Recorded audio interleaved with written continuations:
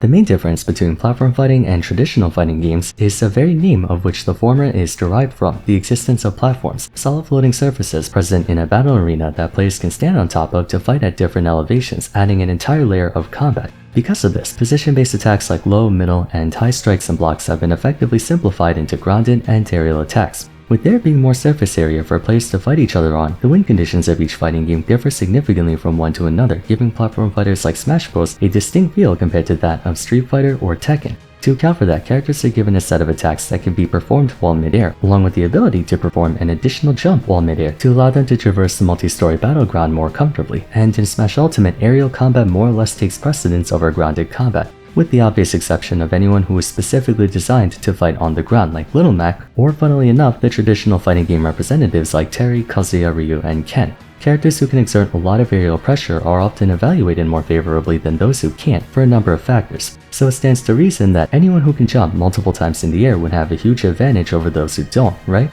Well, not exactly. Currently in Ultimate, we have 10 characters who possess more than one double jump: Banjo, Charizard, Pit and Dark Pit, Jigglypuff, DDD, Kirby, Meta Knight, Ridley, and Sephiroth in one-wing form. But apart from Sephiroth, the other multi-jumpers aren't exactly known for stellar performances. One would think having the ability to jump several times in the air would make them good in a game centered around positioning yourself mostly through the air, so what's wrong with them? We'll be finding that out today. While it's true that air mobility plays an essential role in Smash, it's important to also consider the many ways in which that can be applied. A number of different physics parameters are responsible for governing a character's maneuverability in the air, not the least of which being airspeed, how fast they can move in the air acceleration, how quickly they can change direction in the air, and how long it takes for them to reach their maximum airspeed, fall speed, how fast they descend to the ground, gravity, how quickly they reach their maximum fall speed, and finally jump height, how much additional altitude they gain from their double jump. Those are the 5 main stats pertaining to one's air movement. Contrary to popular belief, more doesn't necessarily mean better, it always comes down to a balance. For example, Greninja has an incredible jump height, enabling him to reach the top blast zone of most stages without much difficulty, but a trade-off is that it makes using back air out of shield difficult given his equally tall short hop height. A character like Fox has incredible falling speed, making it easy for him to spam landing aerials or extend combos via platforms, but a trade-off for that is that it makes him very easy to get in comboed at low to mid percents. Overall though, when it comes to airspeed and acceleration, the higher the better, since you can cover more ground within the span of a single jump, reaping the implied benefits of that in the process.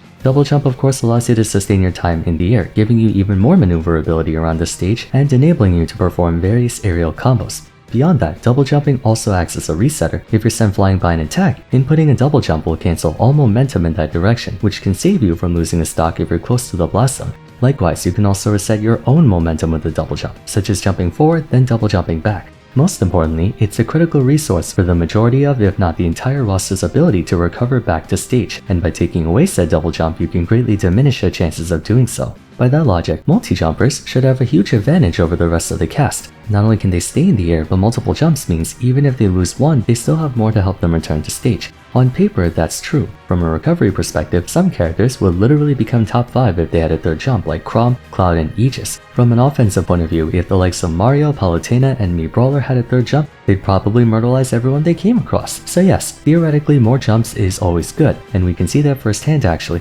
Sephiroth becomes a significantly greater threat upon obtaining one wing primarily because of the extra jump. It's for that very reason that most multi-jumpers pay a heavy cost in a different attribute to be afforded additional time in the air. If they were given a balanced distribution along with 4 or 5 jumps, that would make them much more cumbersome to deal with. As an example, Banjo and Kazooie have 3 jumps in total, and they also have a fair bit of weight to them tied with Snake and Rob. Not just that, but they also fall relatively fast. What they're lacking is airspeed, near close to the very bottom at that. They're slow enough to where one character can travel a much farther distance with a single jump than Banjo and Kazooie can with all 3. Airspeed is more or less the attribute keeping multi-jumpers in check. Across the board, Charizard, Banjo, DDD, Pit, Sephiroth, Kirby, Meta Knight, and Ridley rank among the bottom half of the cast in regards to airspeed, with a number of them being literally at the bottom such as Kirby, DDD, and the aforementioned Banjo. The only multi-jumper who doesn't have an issue with airspeed is Jigglypuff, who's actually number 2 in that department. Mind you, this is still equalized by multiple flaws that hurt her viability at the highest levels of play. In essence, multi-jumpers may have the ability to stay in the air for longer than double jumpers, but that doesn't necessarily mean they can move around more efficiently than they can.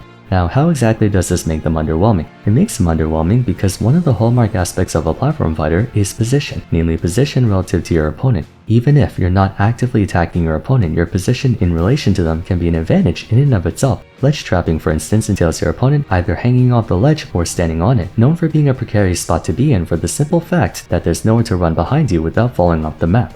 Furthermore, being above your opponent is generally seen as a negative spot to be in as well, since characters tend to have longer reaching attacks above them than below. If in the air specifically, your disadvantage comes from being unable to input a shield in the air and not having access to grounded normals, greatly limiting the number of moves you can make, while your opponent, if they're on solid ground, can use just about anything they want to attack you in the air. This is known as juggling, or in the case of being under a platform, sharking. Hypothetically, let's say your opponent is playing Bowser and you're playing Mario. Mario's standing above Bowser on a small battlefield platform. What can Bowser do to attack Mario?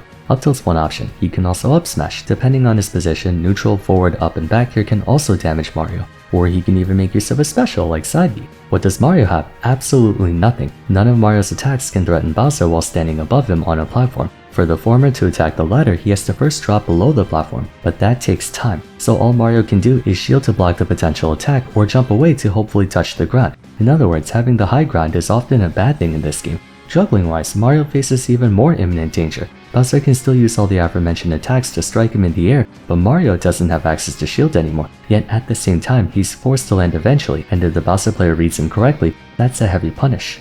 One could argue a big benefit of multi-jumpers is that they can change up when they're going to land, forcing their opponent to guess how many jumps they're going to use before actually falling to the ground, which is true. But it still doesn't change the fact that even multi-jumpers have to land eventually, and that's where their airspeed, or lack thereof, comes back to haunt them. So while they can mix up their timing, it doesn't alleviate their current situation, not unless they do something else. Since Jigglypuff has fast airspeed, you might think she can easily fly away from anyone trying to attack her. She can, but no amount of airspeed will excuse her from the fact that she has to land, whether on stage or on the ledge, the latter of which being an equally bad position for her anyway. I suppose to their credit, several of them have ways to make challenging the descent not as simple as it may look.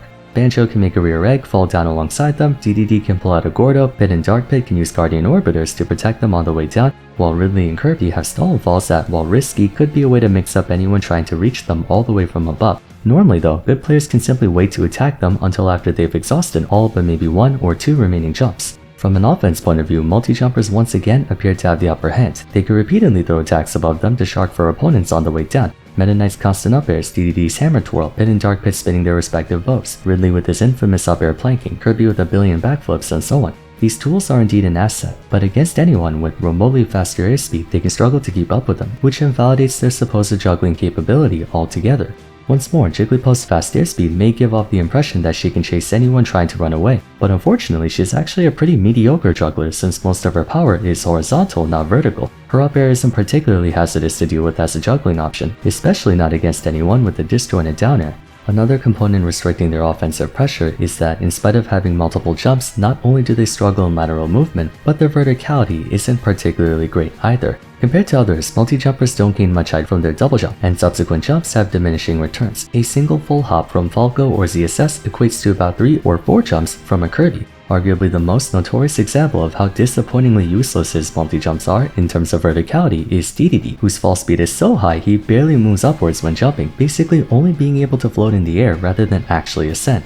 To be fair, most of the 5 or 6 multi-jumpers have the highest total jump height out of any member in the cast, but that's only if they use all their jumps at once. Why this doesn't really help is because of how long it takes for them to get up there. I'm sure we've all experienced this before. You have a move that's extremely broken on paper but only balanced because it's on a bad character, quote unquote. I can't think of a better case study than Kirby's up tilt. Kirby's up tilt is broken. This move is so f***ed up you haven't the slightest clue. Frame 4 startup, it's among the fastest up tilts in the game, total leg intangibility, so it's a sword essentially, and you know how big Kirby's feet can get. It's got 7 active frames, and while it starts behind him, it can extend all the way in front of him basically, and it's -9 on shield from behind and up to -4 on shield in the front. This move is actually such a war crime. It's fast, it can combo into itself, and has enough hits done to where you can follow up with literally any aerial attack you want. Kirby can do up tilt into down air, meaning any aerial that comes out of frame 18 or faster will combo into it. If K-Rool had this up tilt, he can do up tilt up smash for free. If Cloud had this move, he could up tilt finishing touch for free. I dare say Kirby's up tilt is Falco up tilt, but with Fox's animation. This move is complete horseshit. The only reason it's not as terrifying as it could be is because Kirby's jump height is abysmal and he doesn't really have a strong upwards launching attack.